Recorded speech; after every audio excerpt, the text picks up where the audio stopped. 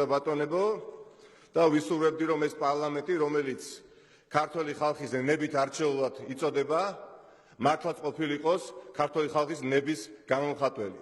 და ვისურვებდი, რომ ეს პარლამენტი ჩვენი ხალხის სხვადასხვა პოლიტიკური ინტერესების მქონე ჯგუფების გამაერთიანებელი ყოფილიყოს. მაგრამ სამწუხაროდ თითოეულმა ჩვენგანმა, მათ შორის თქვენც და თითოეულმა მაყურებელმა ძალიან კარგად ვიცით, რომ ეს ასე არ არის. და ეს ასე უბრალოდ ვერ იქნებოდა იმის შემხედვარი თუ რაც ხდებოდა წინასაარჩევნო კამპანიის დროს. მთელი წინასაარჩევნო კამპანია იყო ძალადობა, მუქარა, შანტაჟი, მოსყიდვა, დაშინება, წარმოუდგენელი ხარისხით იყო ადმინისტრაციული რესურსის გამოყენება და ამ ყველაფრის შედეგად ჩვენ მივიღეთ პარლამენტში, ჩვენ მივიღეთ აი აქ, აი ამ დარბაზში აბსოლუტურად ალოგიკური, აბსოლუტურად არაპროპორციული და არაადეკვატური სურათი, როდესაც ყავს პოლიტიკური ძალა, რომელსაც ქვეყნის მოსახლეობის ნახევარმაც კი არ დაუჭირა მხარი და ეს პოლიტიკური გუნდი წარმოდგენილი არის საკონსტიტუციო უმრავლესობით. მეტიც, არჩევნებზე მისული ამორჩევლების ნახევარმაც კი არ დაუჭირა მხარი ამ გუნდს და ეს გუნდი არის წარმოდგენილი დღეს საკონსტიტუციო უმრავლესობით.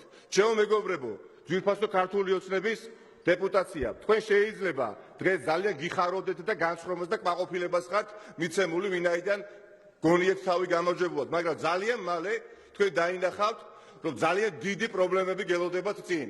მეტიც, გადაულახავი სიძნელეები და სირთულეები, უბრალოდ წარმოუდგენელი დაბრკოლებები.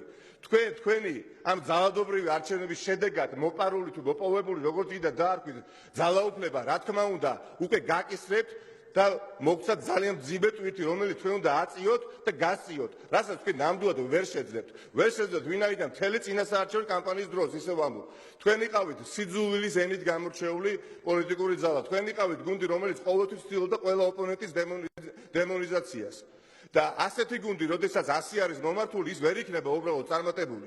და დღევანდელი დღე ნათლად წარმოაჩენს კიდევ ერთხელ, კიდევ უფრო თუ რას აპირებთ თქვენ ამ პარლამენტში, როდესაც საუბარია პარლამენტის თავმჯდომარის კანდიდატურაზე და ეს კანდიდატურა თქვენ დაასახელეთ ბატონი ყობახიძეს შემთხვევაში, რომელიც ყველაზე ნათლად წარმოაჩენს, რგულად რომ ვთქვათ, იმ დეფექტს თქვენი გუნდისა, რომელზეც მე ვსაუბრობდი ზემოთ. თქვენს რიგებშიც კი ბატონი ყობახიძე გამოირჩეოდა ყველაზე მეტი აგრესიულობით. თქვენს რიგებშიც კი ბატონი ყობახიძე ყოველთვის ცდილობდა რომ ურცხვად ყველა ოპონენტზე მოეხდინა უზნეო და ამორალური იარლიკების მიწება მთელი უკანასკნელი თვეების განმავლობაში და იყო ელემენტარულად საზოგადოების არა შერიგების და საზოგადოებრივი ჯგუფების, არამედ დაშორისორების, ასე ვთქვათ, ხმაურიანი და აგრესიული რუპორი. და ეს ყველაფერი უნდა მოხდეს აქ პარლამენტში და ეს ადამიანი უნდა აირჩიოთ იმ ორგანოს თავმჯდომარედ, სადაც საპირისპირო უნდა ხდებოდეს. აქ უნდა ხდებოდეს აზრების გაცვლა-გამოსვლა, აქ უნდა ხდებოდეს შეხედულებების გაცვლა-გამოსვლა და ამ დროს, როდესაც თქვენ რეალურად წარმოადგენთ ბატონ ყობახიძეს, გასაგებია თქვენ რა ატმოსფეროს შექმნა გნებავთ ამ დარბაზში. მაგრამ საქმე იმაში კი არ არის, რომ ბატონი ყობახიძე უბრალოდ წარმოუდგენლად გამოუცდელი ადამიანია. საქმე იმაში კი არ არის, რომ ბატონი ყობახიძე უბრალოდ ნულოვანი ავტორიტეტით სარგებლობს და ბაპატიეთ გულახდილივად, მე მგონი ამას ოდესაც ვამბობ საქართველოს პოლიტიკურ წრეებში და მით უმეტეს საერთაშორისო ასპარეზზე. საქმე ამაში არ არის, არც იმაშია, რომ ბატონი ყობახიძე იმ საარაკო წყვილებზე ბოდიშ არც მოიხდის და არც მაქვს მე პირადად და ჩემს მეგობრებს მოლოდინი რომ ბოდიშ მოიხდის. საქმე იმაშია, ჩემო მეგობრებო, რომ მართლაც თქვენი ასარჩევი და მართლაც თქვენი წარმოსადგენელი რო ყოფილიყო ბატონი ყობახიძე დღეს, თქვენ პირველ რიგში თქვენ ქართული ოცნების უმრავლესობა მასაც წარმოადგენთ პარლამენტის თავმჯდომარედ. მაგრამ აქ ხდება ის, რაც ხდება სამწუხაროდ მთელს ქვეყანაში, როდესაც ყველა სახელმწიფო ინსტიტუცია და მისი ხელმძღვანელი არის ფიქციად წოდებული და სამწუხაროდ ეს გაგრძელება ამ გაგრძელებას ექნება ადგილი პარლამენტის აი ამ ტალღებში და ამ დარბაზებში. მაგრამ მიუხედავად ამისა, მიუხედავად იმ ძალადობრივი არჩევნების შედეგებისა, რომელსაც ადგილი აქვს, ჩემი რჩევა, ჩემი რეკომენდაცია, რომ კი ბატონო, რომ არ გეწინოთ, იქნება შედეგი რა. როდესაც გადახედათ ერთმანეთს და დაინახავთ, რომ თქვენ ხართ ბევრი და 118-ნი, არ დაინახოთ, არ დაიჯეროთ, ჩემო მეგობრებო, თქვენ ამდენივე ხართ გარეთ.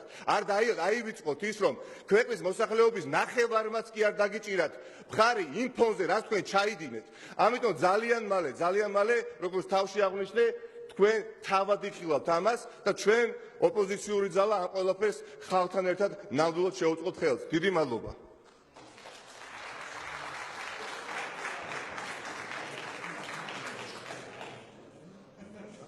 შემდეგი გამოვა ბატონი ზურაბ ჭიაბერაშვილი, ასევე 5 წუთიანი რეჟიმით.